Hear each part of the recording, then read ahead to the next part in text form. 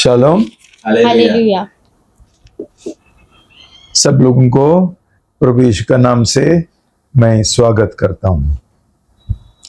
भाई बहनों, आज हम सीखेंगे एक बहुत महत्वपूर्ण विषय।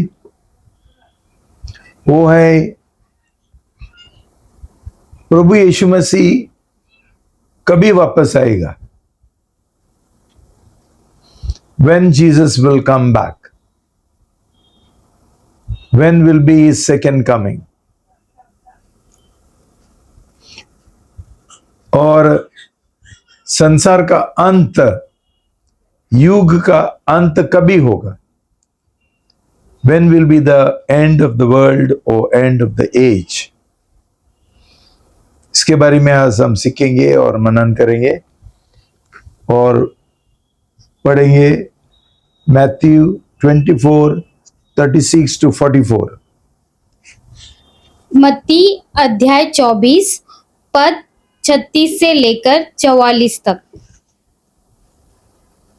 उस दिन और उस घड़ी के विषय में कोई नहीं जानता, न स्वर्ग के दूत और न पुत्र, परंतु केवल पिता।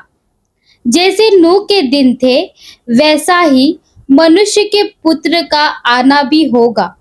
क्योंकि जैसे जल प्रलय से पहले के दिनों में जिस दिन तक कि नूह जहाज पर न चढ़ा, उस दिन तक लोग खाते पीते थे और उनमें विवाह होते थे, और जब तक जल प्रलय आकर उन सब को बाहर न ले गया, तब तक उनको कुछ भी मालूम न पड़ा। वैसे ही मनुष्य के पुत्र का आना भी होगा। उस समय दो जन खेत में होंगे, एक ले लिया जाएगा और दूसरा छोड़ दिया जाएगा। दो स्त्रियां चक्की पीसती रहेंगी, एक ले ली जाएगी और दूसरी छोड़ दी जाएगी।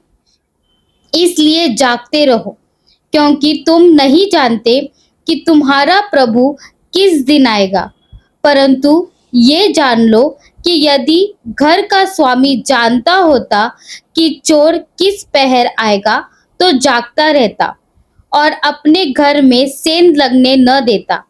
इसलिए तुम भी तैयार रहो, क्योंकि जिस घड़ी के विषय में तुम सोचते भी नहीं हो, उसी घड़ी मनुष्य का पुत्र आ जाएगा।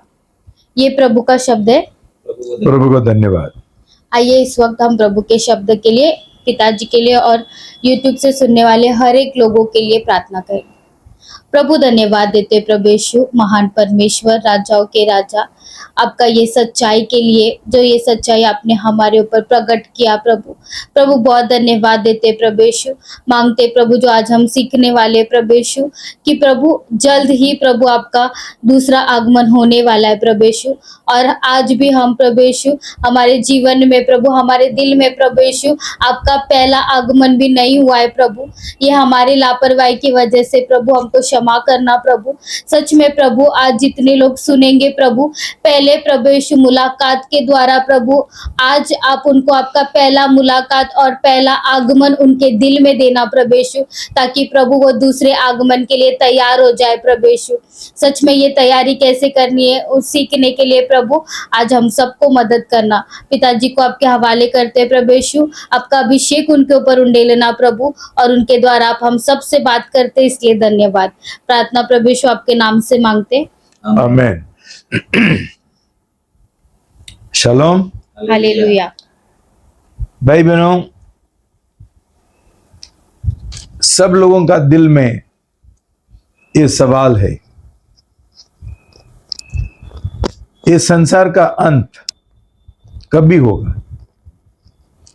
और प्रभु यीशु मसीह जैसा उसने हमको प्रतिज्ञा दिया, वो कभी आएगा वापस? पहला आगमन में प्रभु यीशु हमारा पाप क्षमा करने के लिए आया था। क्रूस के ऊपर उसने जान दिया, लहू बहाया, हमारा पाप का दाम चुकाया और हमको शैतान का बंधन से छुटकारा दिया। प्रभु यीशु मसीह ने ये भी बोला कि कोई नहीं जानता है वो कभी वापस आएगा, वो खुद नहीं जानता है, स्वर्गदूत भी नहीं जानते, कोई नहीं जानता है। ऐसा क्यों? क्यों? प्रभु यीशु मसीह उस समय मनुष्य का पुत्र था और एक मनुष्य जैसा जी रहा था। परमेश्वर का पुत्र जो पद है उसने बाजू में रखा और उसका इस्तेमाल नहीं किया। लेकिन अभी प्रभु यीशु मसीह स्वर्ग में गया और वापस वो उसका परमेश्वर का पद में जी रहे और काम कर रहे।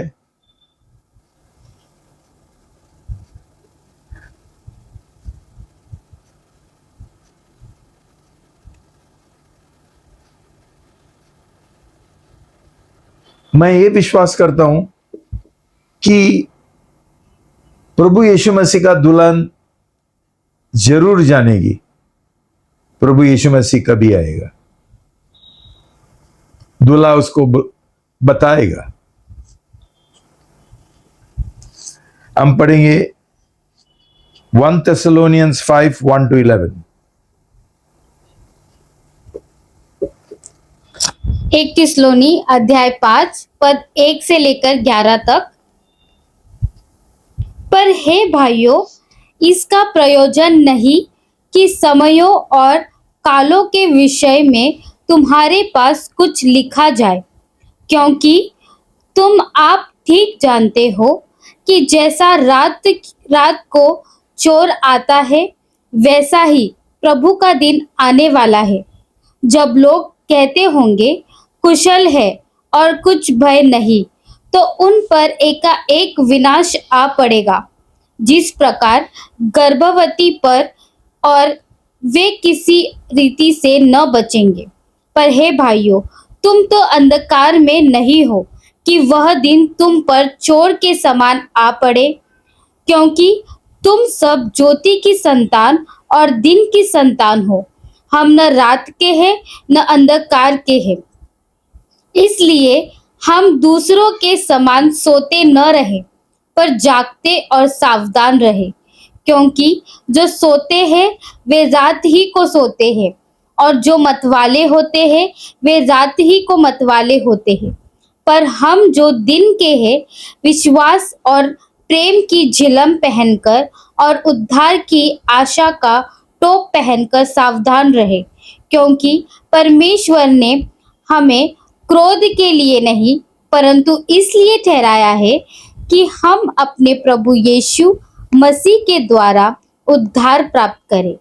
वह हमारे लिए इस कारण मरा कि हम चाहे जागते हो चाहे सोते हो, सब मिलकर उसी के साथ जिए।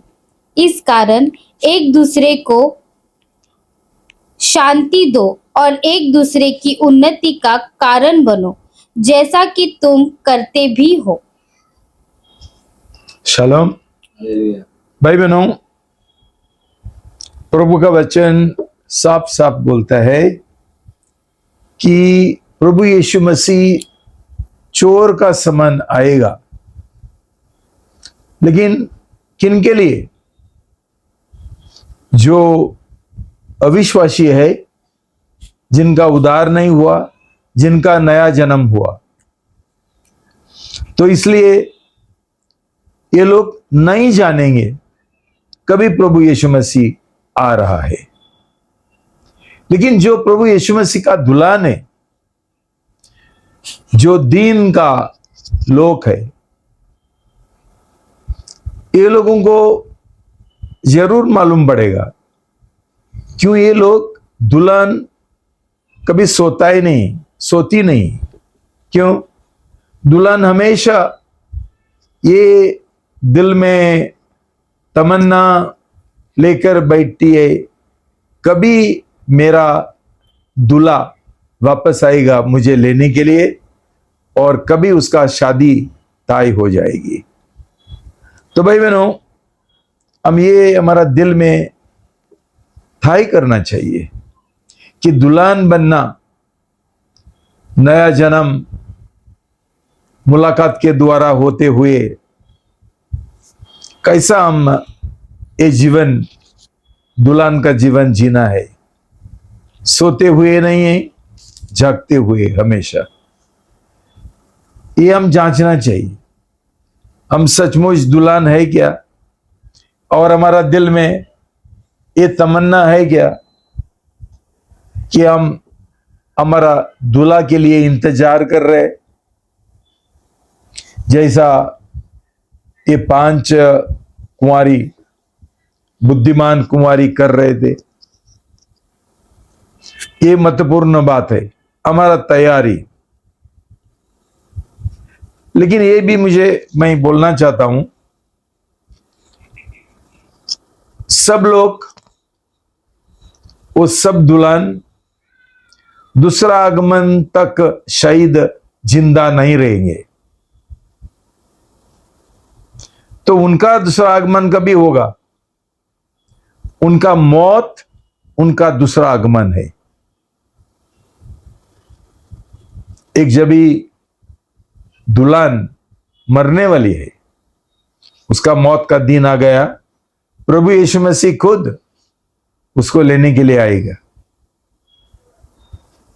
क्यों? ये उसका दूसरा आगमन है। वो उसका दुल्हन को लेने के लिए आएगा। जैसा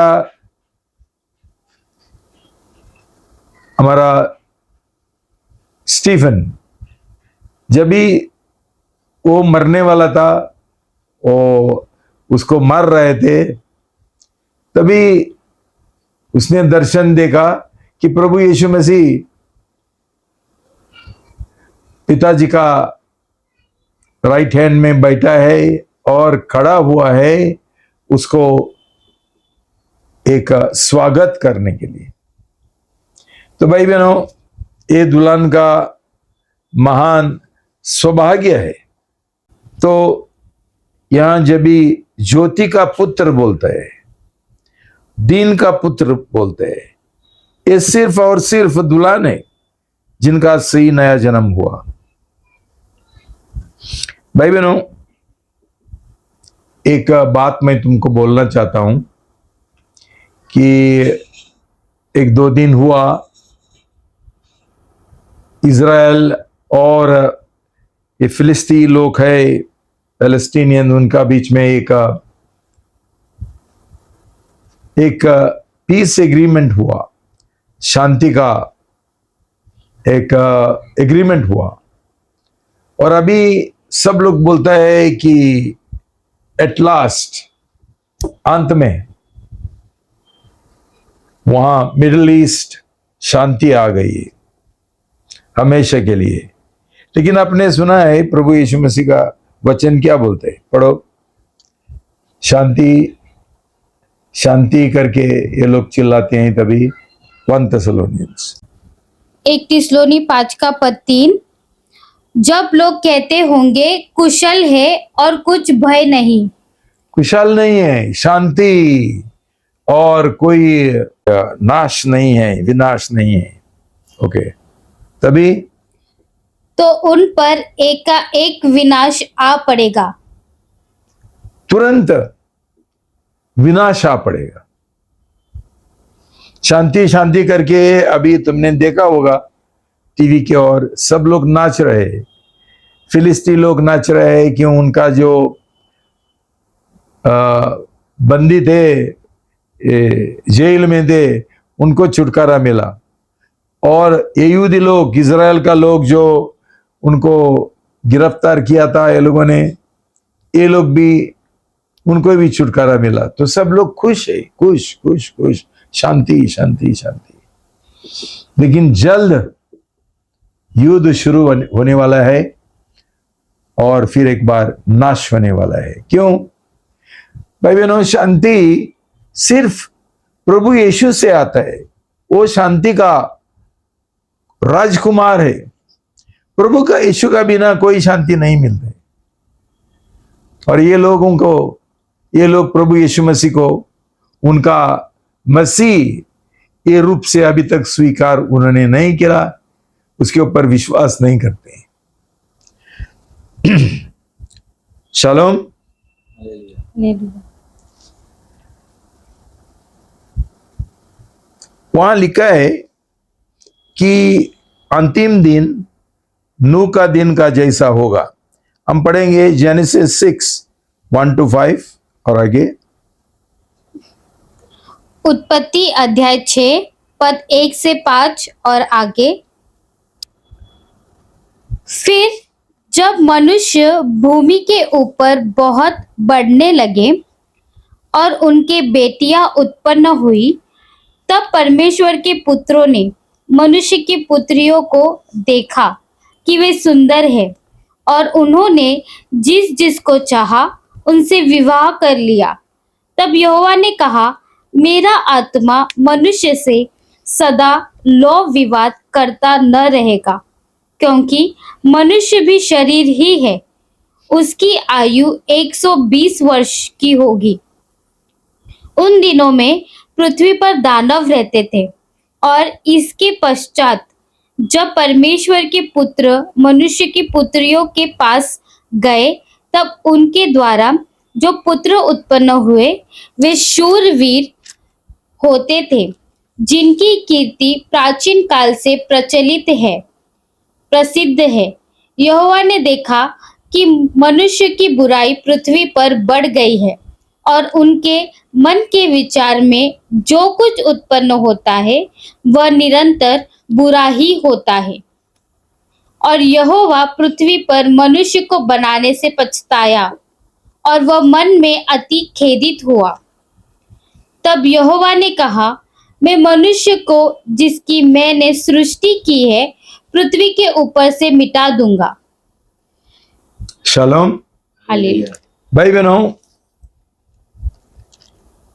ये जो अंतिम दिन है आज, ये हम नूह का दिनों के साथ हम तुलना करेंगे, हम क्या फर्क देखते हैं। प्रभु का वचन बोलता है हमारा अंतिम दिन नूह का दिनों का जैसा ही होगा, समान। मुझे लगता है अभी जितना बुराई है वो नूह का दिनों से बढ़कर है। तो तभी परमेश्वर पछताया कि मनुष्य को मैंने क्यों बनाया। अभी कितना पछता होगा। लेकिन भाई बहनों, एक बोलने का तरीका है। परमेश्वर ने बोला मैं नाश करूंगा सब लोगों का, लेकिन ऐसा नहीं किया उसने। क्यों हमारा परमेश्वर नहीं चाहता है किसी का ही उद्धार का बिना उसका नाश हो। वो उद्धार का परमेश्वर है, इसलिए इतना बड़ा बुराई चल रही थी, पाप बढ़ रहा था, फिर भी परमेश्वर ने एक आदमी को चुना, उसका नाम है नूह। उसको परमेश्वर से अनुग्रह मिला, और परमेश्वर ने नूह को बोला तू एक जहाज बनाओ।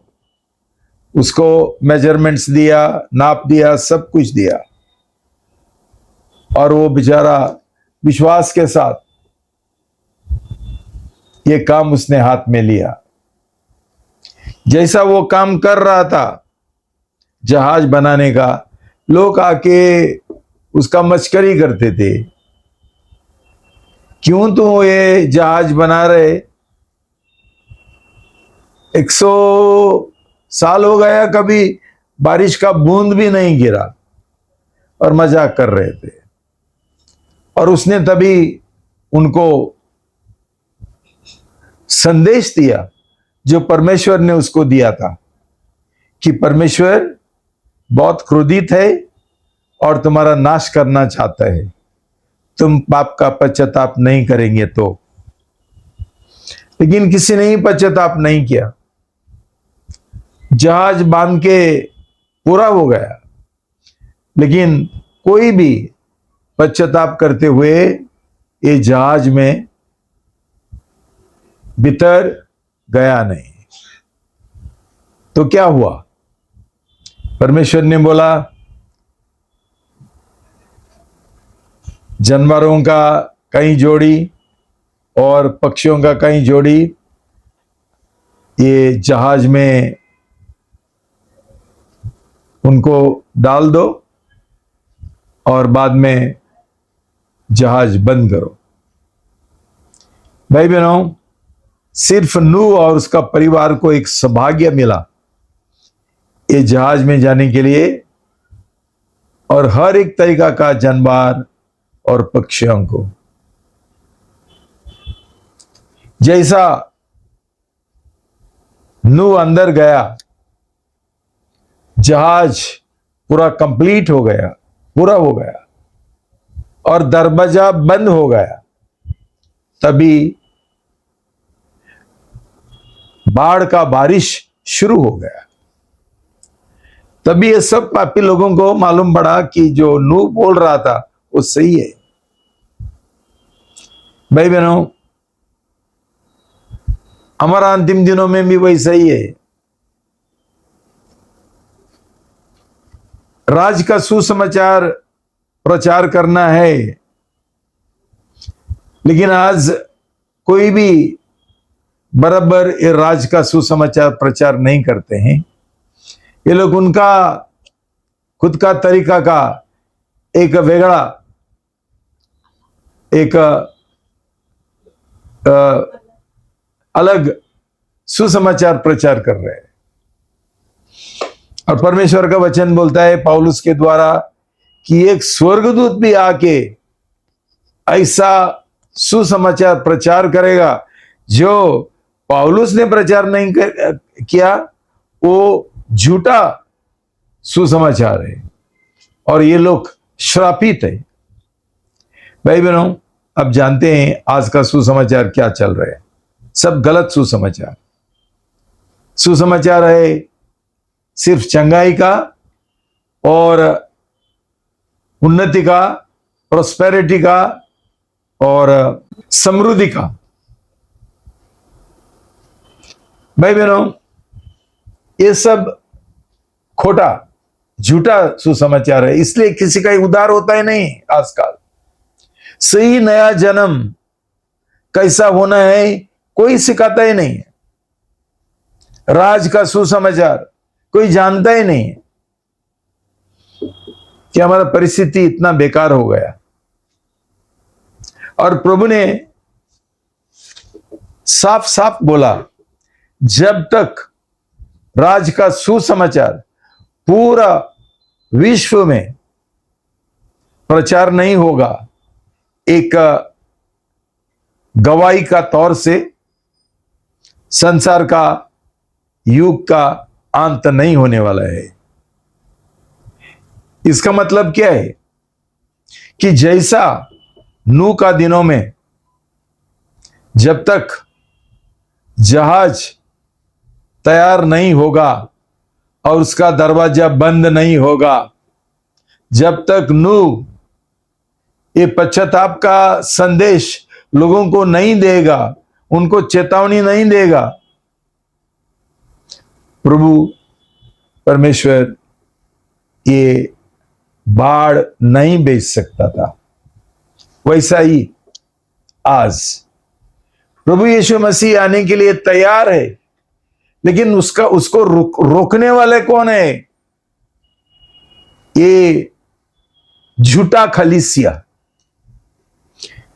क्यों? जब भी हम ये सही सुसमाचार, राज का सुसमाचार नहीं प्रचार करेंगे, पूरा विश्व में एक गवाही का तौर से प्रभु यीशु कैसा आएगा?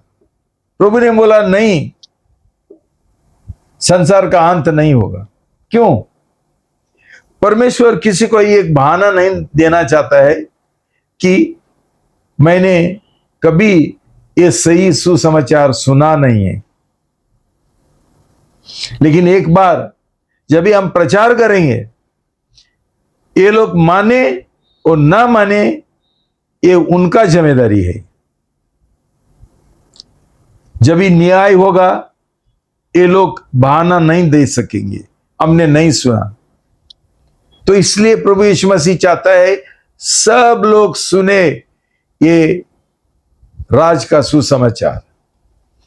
ये लोग माने और ना माने, विश्वास करे और ना करे, पश्चाताप करे और ना करे, ये उनका जिम्मेदारी है और उसके अनुसार उनका न्याय होगा और ये सब लोग नरक में जाएंगे।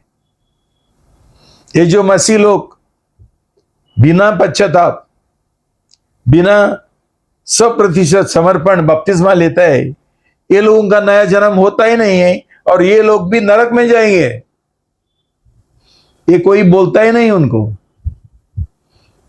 क्यों? कहीं पास्टर लोगों को ये कुछ मालूम ही नहीं है कि ये लोग सेल्फ स्टाइल पास्टर है, खुद को नियुक्त किया है लोगों ने, कुछ जानते नहीं।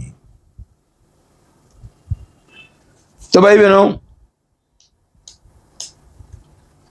हम पढ़ेंगे 24 मैथ्यू 24:38। मत्ती अध्याय 24 पद 38। क्योंकि जैसे जल प्रलय से पहले के दिनों में जिस दिन तक कि नूह जहाज पर न चढ़ा, उस दिन तक लोग खाते पीते थे और उनमें विवाह होते थे। शादी कर रहे थे। तो एक प्रश्न उठता है, शादी करना गलत है क्या? पाप है? खाने का पाप है? पीने का पाप है? ये सामान्य बातें हैं, हमारा जीवन का सब लोग करते हैं। लेकिन प्रभु का वचन पाउलुस बोलता है, कोरुन देउस वेंटेरेस्ट, मतलब जिनका भगवान उनका पेट है। मतलब ये लोग कौन है? ये लोग वो लोग है सिर्फ खाने के लिए और पीने के लिए जी रहे और उसके लिए चिंता कर रहे, शादी करने के लिए जी रहे। ये शादी सबसे महत्वपूर्ण है उनको। सही रीति से, गलत रीति से कुछ भी चलता है, लेकिन शादी के लिए जी रहे और गलत शादी कर रहे, अविश्वासी लोगों के साथ शादी कर रहे, नामधारी मसीह लोगों के साथ शादी कर रहे। क्यों? शादी उनका मुख्य उद्देश्य है जीवन का। ये पाप है। जब भी हम पेट का पूजा करते हैं, उसके लिए जी रहे, चिंता करते हैं पैसा किधर से आएगा, मजा करने के लिए कितने हम कैसा मजा करेंगे, हमको और पैसा चाहिए और हमको पगार, ज्यादा पगार चाहिए, क्या करेंगे ये इतना पगार लेकर? पेट तो छोटा है। लेकिन भाई बहनों, संसारी लोगों को एक एंजॉयमेंट चाहिए, मजा चाहिए, एंटरटेनमेंट चाहिए। उनके लिए ये लोग जी रहे। क्यों? मौत के बाद क्या है ये हमको मालूम नहीं है, तो हम यहां मजा करेंगे। ऐसा ही नूह का दिनों का लोगों का सोच विचार था और आज भी वही सोच विचार है। सब लोग खाने के लिए, पीने के लिए और शादी करने के लिए जी रहे। गलत भी शादी होगा तो चलेगा, लेकिन कैसा भी शादी करो। भाई बहनों, नया जन्म का बिना शादी करना पाप है, गलत है। तो पश्चाताप करना जरूरी है। खाने के लिए और पीने के लिए जीना पाप है। और ऐसा परिस्थिति में हम कभी प्रभु का दुल्हन नहीं बन सकेंगे और प्रभु यीशु मसीह हमको लेने के लिए भी नहीं आएगा। क्यों? ये लोग खाने पीने में पागल हो गए और शादी करने में भी पागल है। ये सब उनके लिए एक विकर्षण है। क्यों? जो मुख्य उद्देश्य है वो ये लोग नहीं जानते।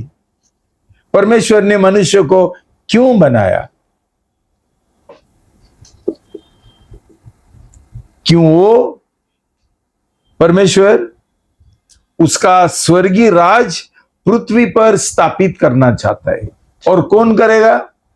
उसका दुल्हन, उसका सही कलीसिया, नामधारी मसीह नहीं है।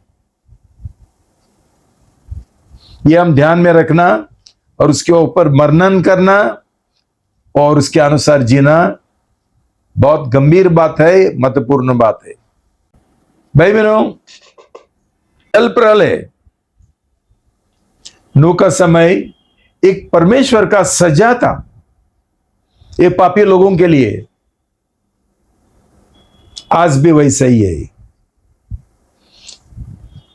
जो लोगों का उद्धार नहीं हुआ, नया जन्म नहीं हुआ, ये लोगों का जीवन में बहुत सारा सजा आता है। आज पूरा दुनिया में सजा आ रहे। हमने देखा है परमेश्वर का क्रोध, कितना जगह पर बाढ़ आ रहे हैं, कितना जगह पर बारिश है ही नहीं, कितना जगह पर आग जल रहे और सब नाश हो रहे हैं, कितना जगह पर युद्ध चल रहे हैं, कितना देश युद्ध कर रहे हैं। भाई बहनों, ये क्या है? पूरा जो परमेश्वर का श्रुति है वो पलट गई है इंसान के विरुद्ध, विरोध हो गई है, विरुद्ध हो गई है, विरोध कर रहे हैं। सृष्टि को भी कंटाड़ा आ गया मनुष्य का पाप का। कितना बच्चों का एबॉर्शन, गर्भपात, कितना बलात्कार, कितना बेविचार, ड्रग्स, कितना खून चल रहे। और कैसा सजा नहीं आएगी? हम सोचते हैं कि हम पाप करते रहेंगे और परमेश्वर ने उसका काम सही रीति से करना है, बराबर बारिश भेजना है, बराबर हमको सूरज का ये मिलना है, सब कुछ बराबर होना है। नहीं, बाढ़ आता है, पूरा जो खेती है खराब होता है, सब ये होता है। भाई बहन, हमने समझना चाहिए ये पाप का नतीजा है और परमेश्वर का सजा है। कोई समझता ही नहीं। ज्यादा से ज्यादा हमारा जो नेता है, पॉलिटिशियन है, समझता ही नहीं है। क्यों? ये प्रभु यीशु मसीह को नहीं जानता है और उसका बुद्धि उनके पास नहीं है। तो भाई बहनों,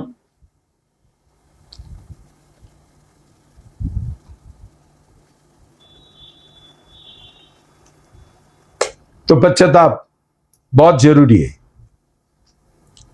जब भी प्रभु यीशु मसीह ए मुख्य उद्देश्य लेकर स्वर्ग से पृथ्वी पर आया, तभी उसने वो घोषणा किया, पहला घोषणा, मार्क 1:15। मरकुस अध्याय 15 पद 14 पद 15। और कहा, समय पूरा हुआ है और परमेश्वर का राज्य निकट आ गया है। मन बदलो और सुसमाचार पर विश्वास करो। भाई बहनों, समय कभी पूरा हुआ था, परमेश्वर का राज कभी निकट आया था। प्रभु ने बोला था, मन फिराओ, मन बदल दो और सुसमाचार की ओर विश्वास करो। किया? आज तक किया? आज सही पश्चाताप है ही नहीं, सही मन का बदलावत है ही नहीं, कोई प्रचार करते ही नहीं। लेकिन सब लोग जरूर पानी का बपतिस्मा देता है, जो झूठा पानी का बपतिस्मा है उसके द्वारा उनका जीवन बदलता है नहीं, कुछ नहीं होता है, उनको उद्धार नहीं भी नहीं मिलता है। बपतिस्मा को क्या मैजिक नहीं है कि किसी ने गलत इंसान ने ये दिया, बड़ा पास्टर ने, वो बिशप ने, आर्च बिशप ने भी दिया, कोई किसी का उद्धार नहीं होता है। ये मैजिक नहीं है। हमारा दिल का तैयारी का बिना, प्रभु यीशु को स्वीकार ना करने से, जीवन का समर्पण ना करने से, सही पाप का पश्चाताप नहीं करने से, पाप का नफरत नहीं करने से हम बपतिस्मा लेगा तो वो गलत बपतिस्मा होता है। तो भाई बहनों, प्रभु यीशु मसीह ने हमको बोला कि स्वर्गीय राज में प्रवेश करने के लिए पहला पश्चाताप है, दूसरा विश्वास है। और ये विश्वास क्या है? प्रभु यीशु के साथ एक शादी का करार। शादी का करार, शपथ लेते हुए। ये विश्वास दिमाग का विश्वास नहीं है, ये दिल का विश्वास है। मतलब हमारा प्रभु यीशु के साथ ऐसा मुलाकात हो गया कि हमारा मन बदल गया, हमारा आंखें खोल गया, उसने हमारा दिल को छुआ और तब से हमको संसार के साथ कुछ लेना देना नहीं है। इसको बोलता है नया जन्म और स्वर्गीय राज में प्रवेश करना। हमको और किसी को ही उद्धार पाना है और नाश से बचना है। हमारा मन बदलना बहुत जरूरी है। तुम्हारा सोचने का तरीका बदलना है। तुम्हारा ये गलत सोच के अनुसार पापी जीवन जीना बदलना है। ये बात और एक बार परमेश्वर ने उसका वचन में थाई किया। हम पढ़ेंगे एक्ट्स 2:37 to 38। 37 to 38।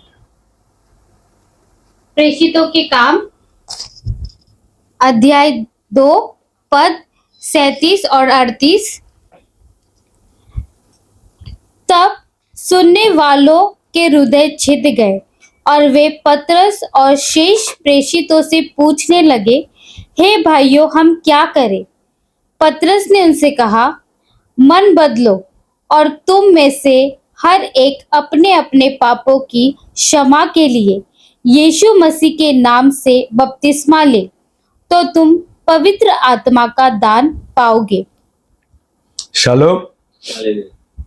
भाई बहनों, वो पेंतेकोस्त का दिन था।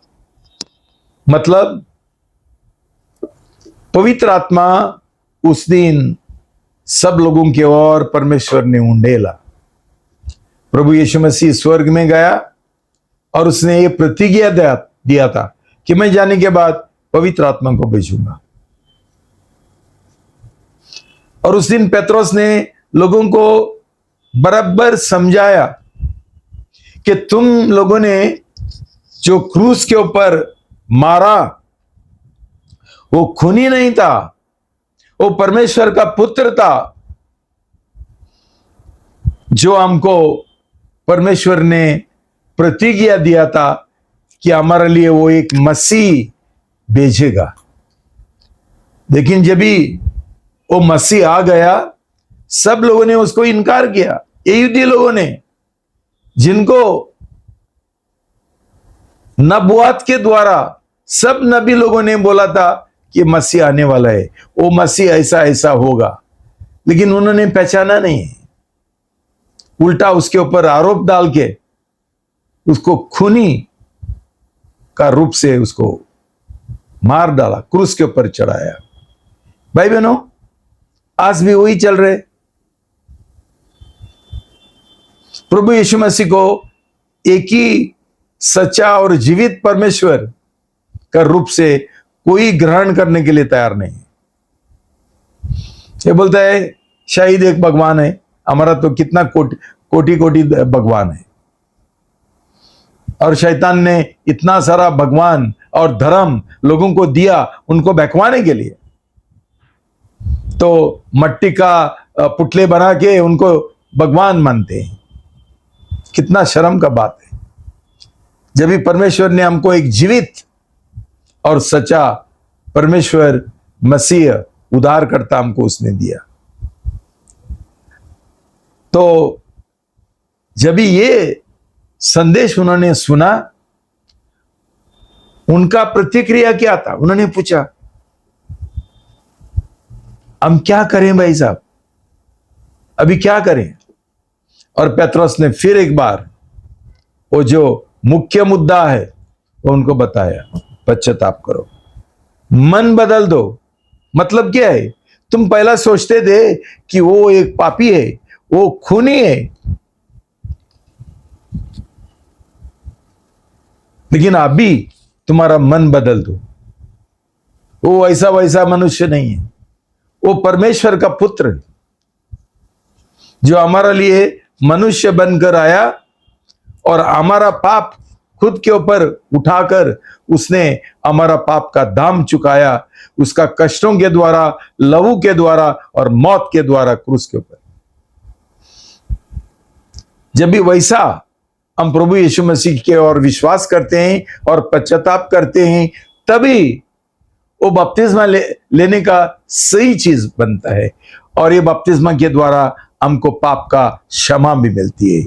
बहुत कलीसिया इसके ऊपर विश्वास नहीं करते हैं, बोलता है बपतिस्मा के द्वारा पाप क्षमा नहीं होता है। इधर साफ साफ लिखा, तुम्हारा पाप का क्षमा के लिए बपतिस्मा ले लो, और तभी तुमको पवित्र आत्मा भी मिलेगा। आज किसी को पवित्र आत्मा भी नहीं मिलता है, क्यों? उनका जीवन में पश्चाताप नहीं है, उनका जीवन में सही बपतिस्मा नहीं है, तो पवित्र आत्मा कैसा मिलेगा? बाद में कॉन्फ्रेंस करता है प्रार्थना कर ले के लिए, पवित्र आत्मा का बपतिस्मा का के लिए। ये सब नाटक है भाई बहनों। हम पहला सीखना चाहिए नया जन्म कैसा पाना है, कैसा सही बपतिस्मा लेना है, और कैसा हमको तुरंत पवित्र आत्मा का बपतिस्मा मिलता है। जब भी हमने सही पश्चाताप किया और 100% हमारा जीवन का समर्पण किया, शादी का करार का शपथ के द्वारा। भाई बहनों, हम पढ़ेंगे यूहन्ना 3:5। यूहन्ना अध्याय 3 पद 5। यीशु ने उत्तर दिया, मैं तुझसे सच सच कहता हूँ, जब तक कोई मनुष्य जल और आत्मा से न जन्मे तो वह परमेश्वर के राज्य में प्रवेश नहीं कर सकता।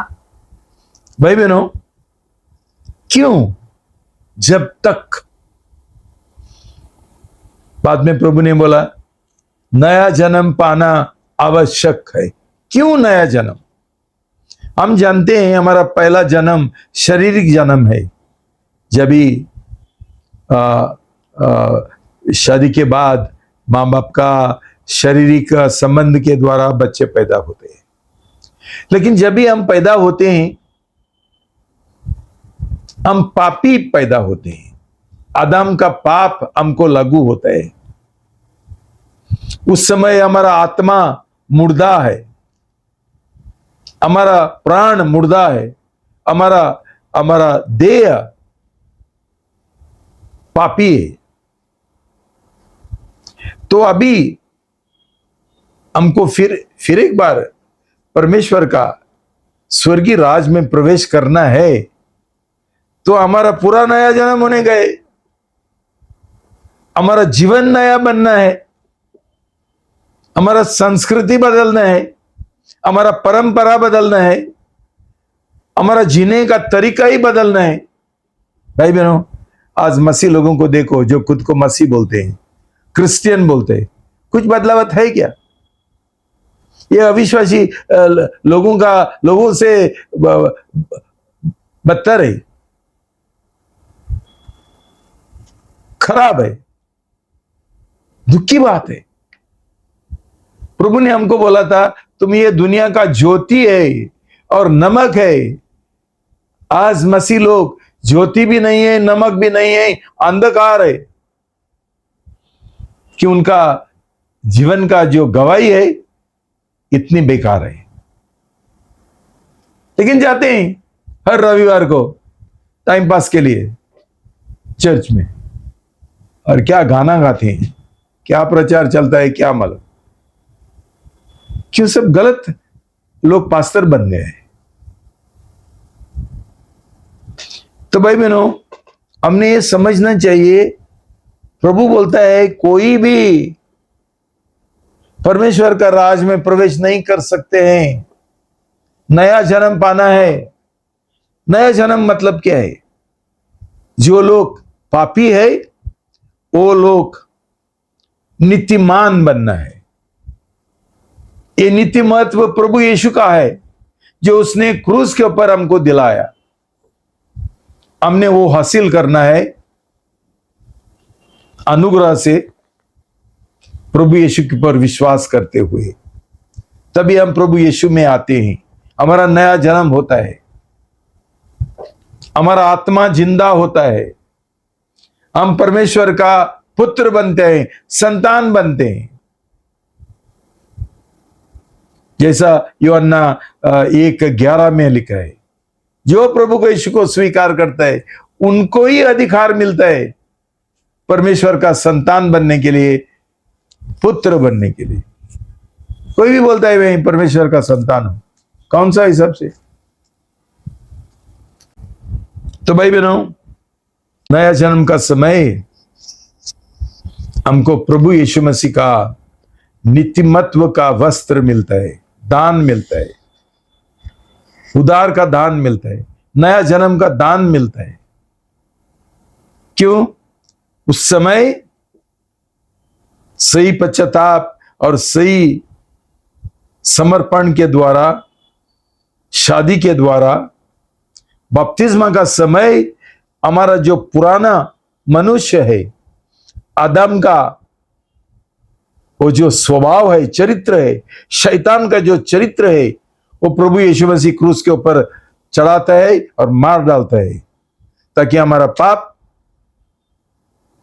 क्षमा हो और हमको नया स्वभाव, चरित्र मिले जो प्रभु यीशु मसीह का, परमेश्वर का स्वभाव है।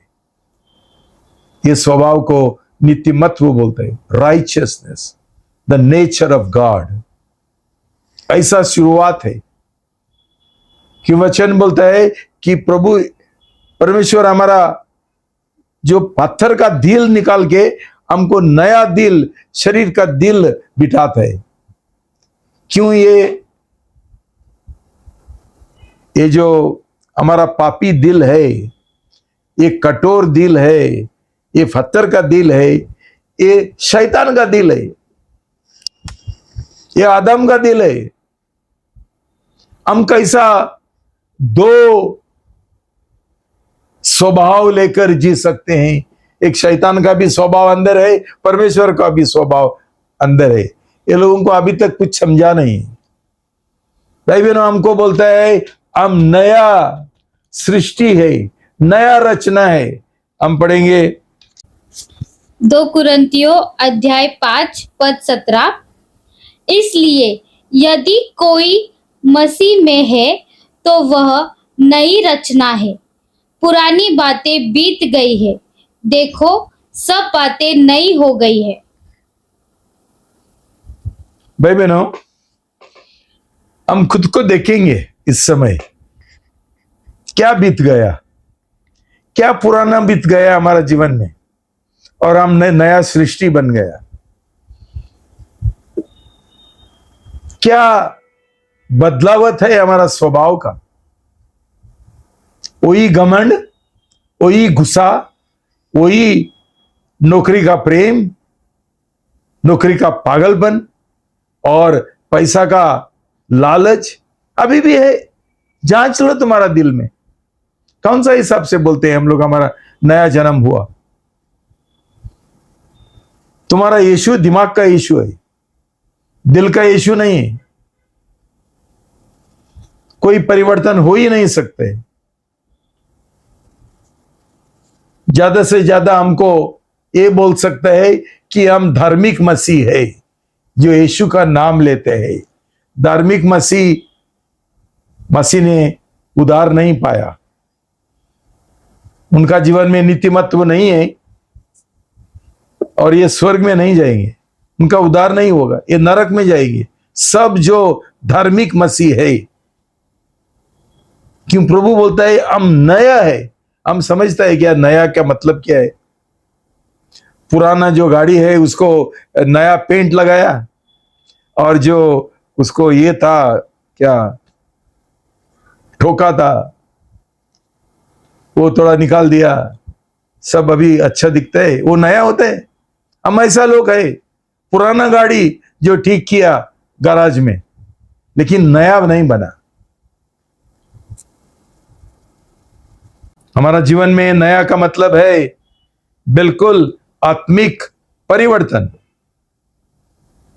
और हमारा मन का नवीनीकरण, ताकि हम नई रीति से जी सकते हैं। देखो भाई बहनों, जब भी लोग भारत देश छोड़कर अमेरिका जाना चाहते हैं, आजकल तो इंग्लैंड जाने के लिए, अमेरिका जाने के लिए पहला टेस्ट लेता है इंग्लिश का। इंग्लिश आता है क्या? मतलब क्या होता है? भाषा का बदलावत होता है पहला, वहां इंग्लिश चलता है। इंग्लिश नहीं जानता है तो तुझे वीजा नहीं मिलता है। हमारा जो तरीका है यहां भारत देश में जीने का, पहनने का, वहां जाकर सब कुछ बदल जाता है। उधर लोग सलवार कमीज नहीं पहनता है, ड्रेस पहनते हैं। ड्राइविंग राइट साइड ड्राइविंग होता है, सॉरी लेफ्ट साइड ड्राइविंग होता है। बहुत सारा बदलावत है उधर। ये जो पान जो खाते हैं और पीच पीच करते हैं, हमारा सबसे बड़ा राष्ट्रीय मूल्य उधर नहीं चलते।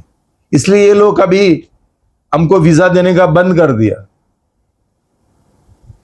भारतीय लोग बहुत होशियार है, लेकिन ये बदलावत भी साथ में आना जरूरी है। क्यों? अभी हम नया देश में जा रहे हैं, नया राष्ट्र में जा रहे हैं। भाई बहनों, परमेश्वर का राज एक अलग ही राज है। ये भारतीय देश नहीं है, ये मनुष्य का भी ये देश नहीं है। स्वर्गीय राज स्वर्गीय लोगों का राज है, आत्मिक लोगों का राज है, जिनका नया जन्म हुआ उनका राज है। वहां दूसरा लोग कोई नहीं जा सकता है परमेश्वर का राज में और स्वर्ग में। ये समझना जरूरी है। दूसरा एक उदाहरण है, हमारा जो वस्त्र रहता है, हम अलग अलग जो त्योहार रहता है, वो जाने का फंक्शन रहता है, कुछ हम बदल देते हैं। जैसा घर में पहनते हैं वैसा पहन के हम नहीं जाते। ये लोगों का ड्रेस कोड रहता है, वहां हर एक तरीका है कैसा खाने का, कैसा पीने का, ये हम समझना चाहिए। तो भाई ना वैसा ही स्वर्गीय राज में हमको प्रवेश करना है तो हम जानना चाहिए स्वर्गीय राज का वैल्यूज क्या है, मूल्य क्या है। वहां पैसा का जो लालच करता है उनको उधर प्रवेश नहीं मिलता है। जो लोग गाली देता है उनको उधर प्रवेश नहीं मिलता है। जो लोग दारू पीता है उनको प्रवेश नहीं मिलता है। क्यों? वहां सब कुछ अलग है। ये पवित्र राज है, परमेश्वर का राज है, उसका निवास है। वैसा वैसा लोग, पापी लोग उधर चलता ही नहीं। लेकिन भाई बहनों, हम कौन सा हिसाब से बोलता है हमारा नया जन्म हुआ है, हमको वहां ये मिला, एंट्री मिला, प्रवेश मिला। तो हम समझना चाहिए भाई बहनों, हमारा सोच विचार का नवीनीकरण, नया सोच विचार, नया संस्कृति, नया वो परंपरा, ये यूपी का और केरला का और कलकत्ता का परंपरा उधर नहीं चलेगा। हम सीखना चाहिए नई परंपरा, नई संस्कृति स्वर्गीय राज का। हमको प्रभु यीशु मसीह का शिष्य और दुल्हन हम बनना चाहते हैं। हमारा स्वभाव कैसा होना चाहिए? हमारा दूल्हा का जैसा। हमारा दूल्हा पवित्र है और हम लोग दारू पीते हैं, दुल्हन में नहीं है। सोच लो। 1 कुरिन्थी 15:50, 1 Corinthians 15:50। 1 कुरिन्थियों अध्याय 15 पद 50। हे भाइयों, मैं ये कहता हूँ कि मांस और लहू परमेश्वर के राज्य के वारिस नहीं हो सकते और न नाशवान अविनाशी के वारिस हो सकते हैं। भाई बहनों, स्वर्गीय राज है अविनाशी लोगों के लिए, अमर लोगों के लिए, कभी मरेंगे नहीं। ये यहां जैसा हम मरने वाले और विनाशी लोग है, हम उधर कैसा जाएंगे स्वर्गीय राज में? तो ये नया जन्म के द्वारा हम अमर बन जाते हैं, हम अविनाशी बन जाते हैं, सब कुछ बदल जाता है। भाई बहनों, हम अभी तक समझा नहीं है, मतलब हमको अभी तक उसका ये प्रकाशन मिला नहीं है। हम सिर्फ हमारा दिमाग में सोचते हैं और समझना चाहते हैं। ऐसा नहीं होता है। दिमाग बिल्कुल छोड़ दो और प्रकाशन के लिए प्रार्थना करो। तो मांस और लहू का मतलब क्या है? जो पापी लोग है, मांस के अनुसार शारीरिक का तरीके से जीवन जी रहे, इनको ये विरासत कैसा मिलेगा? स्वर्गीय राज का। प्रभु ने बोला जब तक तुम्हारा नया जन्म नहीं होगा, तुम लोग स्वर्गीय राज देख भी नहीं सकते, तुम प्रवेश भी नहीं कर सकते और तुम वारिस भी नहीं बन सकते। एक क्लियर है। मुझे लगता है आज का मसीह लोगों को किसी को ही ये सौभाग्य मिलेगा। भाई बहनों, और एक बात मैं तुमको बताना चाहता हूं। प्रकाशित वाक्य 21 पद 1 से लेकर 5। फिर मैंने नए आकाश और नई पृथ्वी को देखा, क्योंकि पहला आकाश और पहली पृथ्वी जाती रही थी और समुद्र भी न रहा। फिर मैंने पवित्र नगर नए यरूशलेम को स्वर्ग से परमेश्वर के पास उतरते देखा। वह उस दुल्हन के समान थी जो अपने पति के लिए श्रृंगार किए हो। फिर मैंने सिंहासन में से किसी को ऊंचे शब्द से ये कहते हुए सुना, देख, परमेश्वर का डेरा मनुष्य के बीच में है।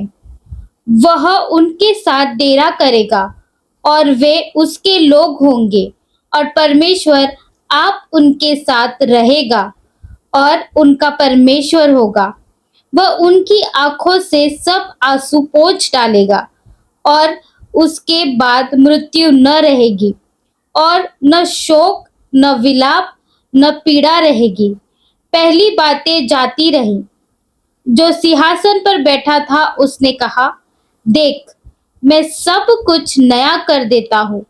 फिर उसने कहा, लिख ले, क्योंकि ये वचन विश्वास के योग्य और सत्य है। शालोम। सिर्फ शालोम नहीं, हालेलुया बोलो। हालेलुया। भाई बहनों, हम लोग दुबई जाना चाहते हैं, अमेरिका जाना चाहते हैं, इंग्लैंड जाना चाहते हैं, कनाडा जाना चाहते हैं, ऑस्ट्रेलिया जाना चाहते हैं, किधर न किधर जाना चाहते हैं। भाई बहनों, परमेश्वर ने हमारे लिए ऐसा नया स्वर्ग और नया पृथ्वी हमारे लिए वो बनाने वाला है। किसके लिए? उसका दुल्हन के लिए। कितनी अच्छी खबर है। प्रभु यीशु मसीह ने बोला था, यूहन्ना 14, John 14:2-3, यूहन्ना अध्याय 14 पद 2 और 3। मेरे पिता के घर में बहुत से रहने के स्थान है, यदि न होते तो मैं तुमसे कह देता, क्योंकि मैं तुम्हारे लिए जगह तैयार करने जाता हूँ। और यदि मैं जाकर तुम्हारे लिए जगह तैयार करूँ तो फिर आकर तुम्हें अपने यहाँ ले जाऊंगा, कि जहाँ मैं रहूँ वहाँ तुम भी रहो। हालेलुया।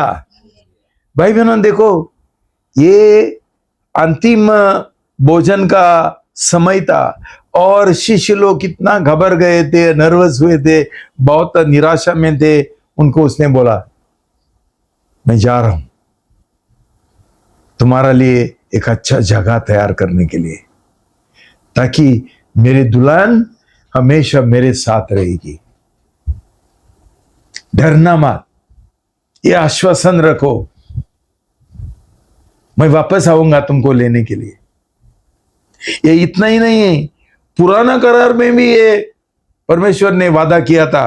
पढ़ो आइजाया 65:17।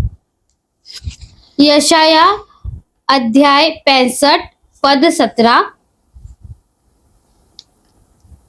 क्योंकि देखो, मैं नया आकाश और नई पृथ्वी उत्पन्न करता हूँ, और पहली बातें स्मरण न रहेगी और सोच विचार में भी न आएंगी। चलो, हम लोगों को ना टूरिज्म बहुत अच्छा लगता है। जब भी हम नया स्वर्ग और नया पृथ्वी पे पहुंचेंगे, प्रभु का वचन बोलते तुमको याद भी नहीं आएगा, पहला जो पृथ्वी था उसका याद भी नहीं आएगा। ये इतना अच्छा ये रहेगा। भाई बहनों, हम अमेरिका जाना चाहते हैं, सब लोग अमेरिका गए, हम लोग इधर ही है वाशी में। ये सोच लो, प्रभु मुझे नया स्वर्ग में और नया पृथ्वी में जाने का है, जो आपने मेरे लिए तैयार किया। वैसा तुम्हारा इच्छा है, तमन्ना है, तो जल्द नया जन्म पाओ, प्रभु यीशु मसीह का शादी का करार करो, शपथ ले लो, 100% समर्पण करो। भाई बहनों, इससे और परमेश्वर हमको क्या ये दे सकते हैं जो आंखों ने नहीं देखा, कानों ने नहीं सुना और दिल में उतरा नहीं, कभी सोचा नहीं। परमेश्वर ने उसका प्रेम करने वालों को क्या रखा। भाई बहनों, कई लोग इसके ऊपर विश्वास नहीं करते हैं। ये लोग बोलते हैं यहां हम लोग रट्टा मारेंगे और 1000 साल काहे के लिए। ये सब जो पीछे है और पागल लोग हैं, उनके साथ फिर 1000 साल इधर रहने का प्रभु का दुल्हन ने काहे के लिए। प्रभु ने उसका दुल्हन के लिए हमेशा के लिए एक नया स्वर्ग और नया संसार तैयार किया, पृथ्वी तैयार किया, जिधर पृथ्वी और स्वर्ग साथ में रहेंगे, प्रभु के साथ, दूल्हा और दुल्हन साथ में। भाई बहनों, हम सोच भी नहीं सकते, लेकिन ये हमारा तमन्ना होना चाहिए। प्रभु, ये दुनिया का प्रेम, ये सब जो मेरा अंदर भरा है, और पैसा का लालच और ये जो अविश्वास है, डर है, नौकरी का, पैसा का, भाई बहनों, तुम्हारा जब भी नया जन्म होगा ना, ये सब गायब हो जाएगा। आज तुम्हारा नया जन्म नहीं हुआ करके तुम लोग तुम्हारा दिमाग के अनुसार सोचते हैं और कुछ समझते ही नहीं है। क्यों? हम पूरा, हमारा समर्पण है ही नहीं। हम संसार में रहना चाहते हैं, संसार का मजा लेना चाहते हैं।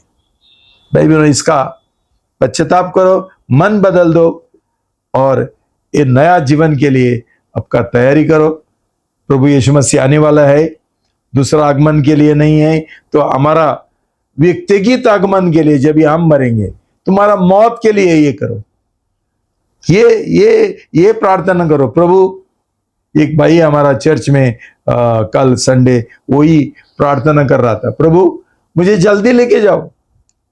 पौलुस ने भी वही प्रार्थना किया, मैं आपके साथ आना चाहता हूं, लेकिन आपका काम बाकी है, मुझे रखना चाहता है, ठीक है मैं रहूंगा ना, तो इधर मुझे रहने का कोई इच्छा नहीं है, कोई शौक नहीं है।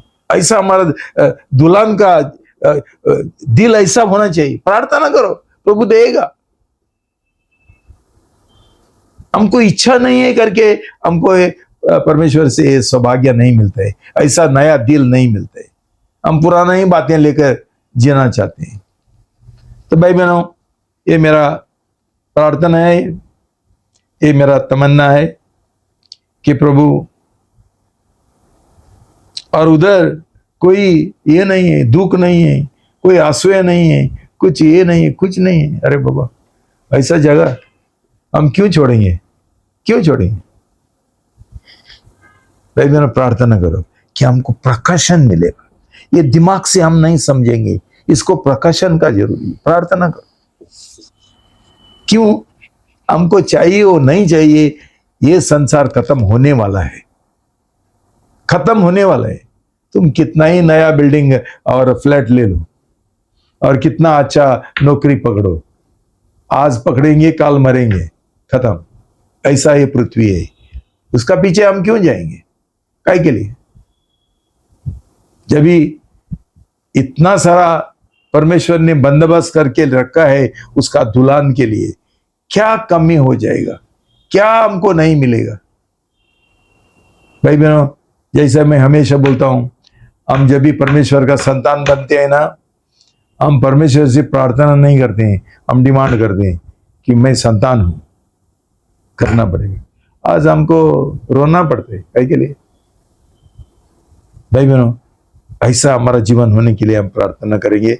मैं तुमको प्रार्थना करता हूं, ये वचन के द्वारा, इस संदेश के द्वारा तुमको प्रोत्साहन मिलेगा, और ये कदम, विश्वास का कदम और एक एक एक सैक्रिफाइस का कदम, एक बलिदान का कदम हम उठाएंगे विश्वास के साथ कि ये परमेश्वर ने हमको वादा किया, और उसके ऊपर हम विश्वास करेंगे, खड़े रहेंगे, डरेंगे नहीं कि ऐसा करेगा तो प्रभु विश्वास हो गया है, और जैसा उसने हमको प्रतिज्ञा दिया वैसा वो जरूर करेगा। वो कोई झूठा नहीं है, झूठ बोलने वाला नहीं है। मनुष्य झूठ बोलते हैं, परमेश्वर झूठ नहीं बोलते। उसने सब कुछ लिख के रखा, हर एक प्रतिज्ञा सिर्फ उसका दुल्हन के लिए, और किसी को नहीं है। ऐसा ही ये इधर स्टेटस में डालने का बंद करो, कुछ नहीं होने वाला है तुम्हारा जीवन में। शालोम, परमेश्वर तुमको आशीर्वाद। प्रार्थना करेंगे। पिता परमेश्वर, प्रभु यीशु का नाम से हम आपका चरणों में आते हैं पूरा याव के साथ, ये विश्वास करते हुए कि आज जो आपने हमसे बात की आपका वचन के द्वारा, ये बिल्कुल सच है और हम उसके ऊपर विश्वास करते हैं। हमारा अविश्वास हटाओ प्रभु, और विश्वास का दान हमको दे दो प्रभु। आपके साथ हमारा मिलन होने दो प्रभु, पुनर्मिलन होने दो प्रभु। आप हमारे साथ जुड़ना चाहते हैं, हमको करीब लेना चाहते हैं। अपने बोला, draw near to God and God will draw near to you. हम आपका करीब आना चाहते हैं, आप हमारे करीब आ जाओ प्रभु। हमारा आंखें खोल दो प्रभु, हमारा दिल खोल दो प्रभु, हमारा हर एक अविश्वास निकाल दो प्रभु। ये संसार का जो एक ये हमको एक टेस्ट जो लगा, स्वाद जो लगा, वो निकाल दो प्रभु। पैसा का लालच कि पैसा भगवान है, पैसा नहीं रहेगा तो कुछ नहीं रहेगा। हमको आप एक चमत्कारी परमेश्वर है, इसके ऊपर हमको विश्वास दो प्रभु। हमारा विश्वास बढ़ाओ प्रभु कि हर एक चीज जो हम देख नहीं सकते वो आप चमत्कार के साथ हमको दे सकते हैं। कहीं चीज नहीं है, सिर्फ थोड़ा ही कोई बीमारी ठीक, हर एक बीमारी, हर एक जो कठिन बात है, असंभव बात है, आप संभव कर सकते हैं कि तूने ये सब, हर एक आशीष तेरा दुल्हन के लिए, तेरा शिष्यों के लिए, जिन्होंने आपके लिए आपके साथ करार किया, बलिदान के साथ, बलिदान के साथ, बलिदान के साथ, बलिदान के साथ। क्यों प्रभु, आप हमारा बलिदान का परमेश्वर है। ऐसा बलिदान का आत्मा हमको दे दो प्रभु। हम कभी कुड़कुड़ाएंगे नहीं, कभी कुड़कुड़े नहीं, लेकिन हम लोग आनंद के साथ आपका पीछे जाएंगे, आपका योद्धा बनेंगे और आपका दुल्हन बनेंगे प्रभु। और आप हमको एक बड़ा पुरस्कार देगा। आप हमारा पुरस्कार है प्रभु। और क्या चाहिए हमको? धन्यवाद। ये प्रार्थना सुन लिया, इसलिए प्रभु यीशु का नाम से प्रार्थना करता हूँ, धन्यवाद देता हूँ। आमेन। आमेन।